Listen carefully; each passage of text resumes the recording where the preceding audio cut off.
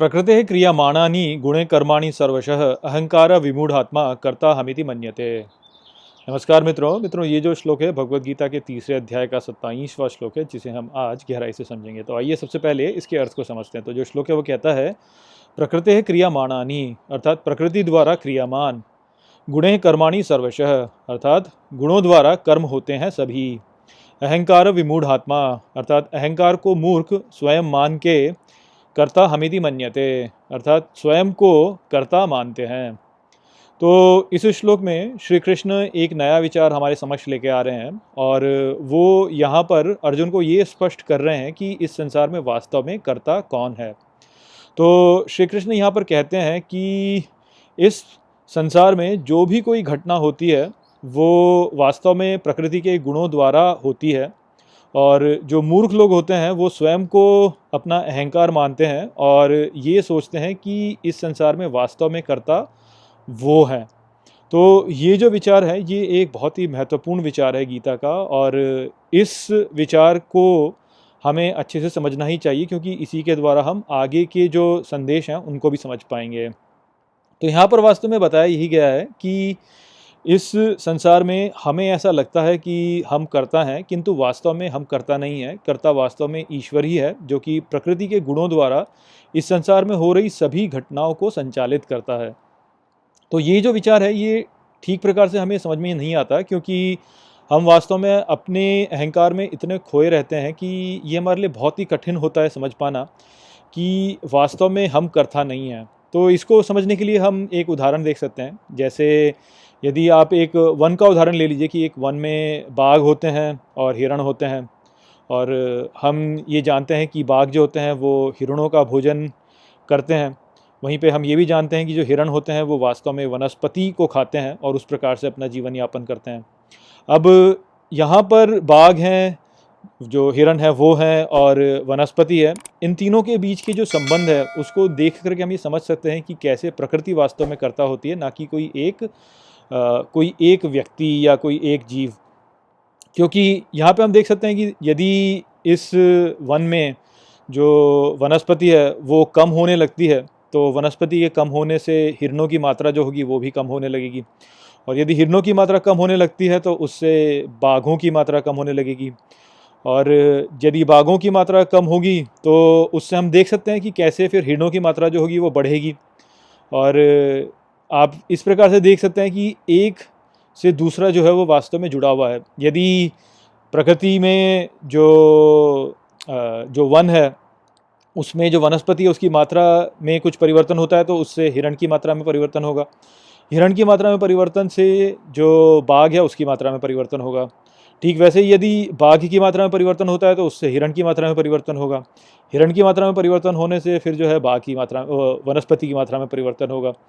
तो इस प्रकार से ये जो तीन कारक हैं ये वास्तव में एक दूसरे से जुड़े हुए हैं। अब यहाँ पे यदि हम बाघों के दृष्टिकोण से देखें तो बाघों को ऐसा लगेगा कि वो वास्तव में करता है, क्योंकि वो हिरण को खाते हैं और हिरण के भक्षण करने से वो वास्तव में जो संपूर्ण प्रकृति है उसमें एक प्रभाव लेकर आते हैं, तो उनको ऐसा लग सकता है कि वो वास्तव में करता है। वहीं पे जो हिरण है वो क्योंकि बाघों द्वारा खाए जाते हैं और वनस्पति का भक्षण करते हैं, तो उनको भी ऐसा लग सकता है कि वो वास्तव में करता है, क्योंकि वो इन दोनों कारकों पर अपना कर्म करते हैं और उनकी स्थिति को निर्धारित करते हैं। ठीक इसी प्रकार से वनस्पति को भी ये लग सकता है कि वो वास्तव में करता है, क्योंकि उसमें जो परिवर्तन होता है उसके द्वारा वास्तव में हिरण और बाघ की जो मात्रा है उसमें परिवर्तन होता है, उनके जीवन में परिवर्तन होता है। तो इस प्रकार से ये तीनों ही जो इकाइयाँ हैं ये सोच सकती हैं कि वो वास्तव में करता है। किंतु यदि इसी स्थिति को व्यापक रूप से देखा जाए तो हमें स्पष्ट होता है कि ये तीनों ही वास्तव में कर्ता नहीं है। यहाँ पे कर्ता वास्तव में प्रकृति ही है, क्योंकि प्रकृति ही है जो कि निर्धारित करती है कि एक वन में कितनी मात्रा में वनस्पति हो पाएगी। उसी के आधार पर फिर निर्धारित होता है कि कितने हिरण जो हैं वो हो पाएंगे, और उसी के आधार पर निर्धारित होता है कि कितने बाघ हैं वो हो पाएंगे। और इसमें प्रकृति यदि थोड़ा सा भी कुछ परिवर्तन कर दे तो उससे ही वास्तव में फिर बाकी जीवों में भी परिवर्तन हो जाएगा। तो इस प्रकार से लग तो ऐसा सकता है इन सभी जीवों को कि वो वास्तव में करता है, किंतु वास्तव में कर्ता जो है वो प्रकृति ही है। प्रकृति ही निर्धारित करती है कि किस प्रकार से इन सभी जीवों का जो काम करने का एक रूप है उसमें परिवर्तन होता है। तो ठीक यही स्थिति वास्तव में मनुष्यों के साथ में भी है।